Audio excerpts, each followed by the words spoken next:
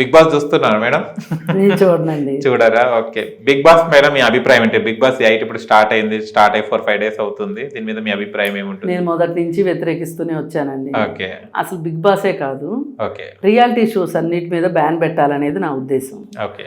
అన్నిటిని మించి big boss. Okay, ఎందుకమ్మా? ఒక 70 రోజులు, 80 రోజులు, 90 రోజుల పాటు బయట ప్రపంచంతో సంబంధం లేకుండా, బయట వార్తలతో సంబంధం లేకుండా, వ్యక్తులతో సంబంధం లేకుండా అలా వాళ్ళకై వాళ్ళు సెల్ఫ్ ప్రిజనర్స్గా మారటం అనేది నాకు ఎందుకో కొంచెం అమానుషం అనిపిస్తుంది. అంటే ఇప్పుడు ప్రోగ్రామ్ మీదే ఉంది నాకు ఈ కోపం. వెళ్ళే వాళ్ళు తెలిసే వెళ్తున్నారుగా, వాళ్ళ మీద నాకు అని కాదు. అసలు ఈ ప్రోగ్రామ్ డిజైనింగే రాంగ్ అని నా ఉద్దేశం. ఇది కరెక్ట్ కాదు. మనిషి యొక్క భావోద్వేగాలు, మనిషి సంఘజీవి, మనిషి ఎప్పుడూ కూడా సోషల్ యానిమల్ అంటారు.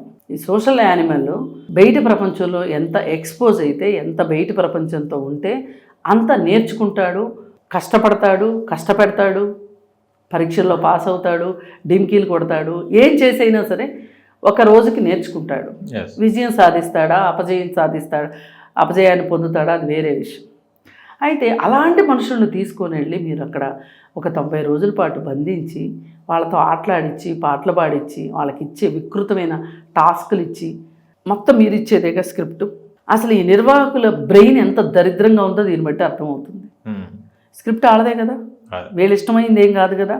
సరే వీళ్ళు చెప్పమంటారు, నీ పాస్ట్ చెప్పు, నీ ప్రజెంట్ చెప్పు, నీ ఫ్యూచర్ చెప్పు అని అడుగుతారు, కానీ డిజైనింగ్ వాళ్ళదేగా.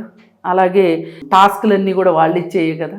ఆ టాస్కులు ఎట్లా ఉంటున్నాయి, ప్రమాదాలు కూడా జరుగుతాయి, ఎంత దరిద్రంగా ఉంటున్నాయి. పైగా బాంబేలో జరిగిన బిగ్ బాస్ ఎంత అశ్లీలంగా అయ్యింది చివరికి.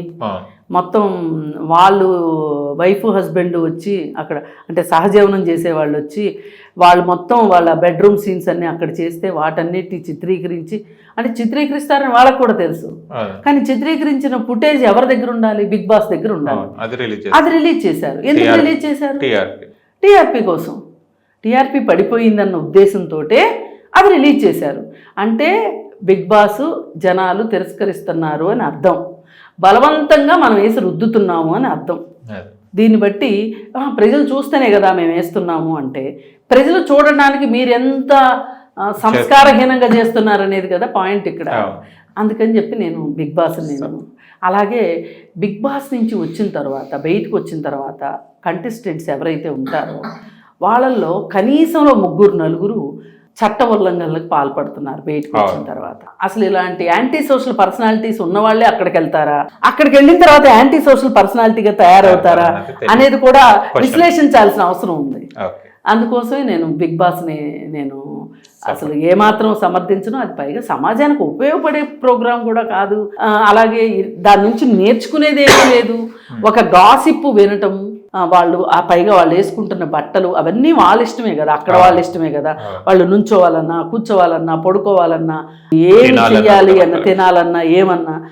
పైగా ఆ రోజు మొదటి రోజు వాళ్ళందరి హావభావాలు చూస్తూ ఉంటే ఒక్కొక్కళ్ళు బిగ్ బాస్కి ప్రపోజ్ చేయటం, నాగార్జునకి. ఆ బెజవాడ బేబక్క అనే అసలు ఆవిడ ప్రపోజ్ చేసిన విధానం కావచ్చు, ఆవిడ పాడిన పాట కావచ్చు, సాక్షాత్తు ఇంత దరిద్రాన్ని చూసే నాగార్జునకే దరిద్రంగా అనిపించింది. అది ఇంక నోర్ము ఇవమ్మ అని చెప్పి నేను చదివాను.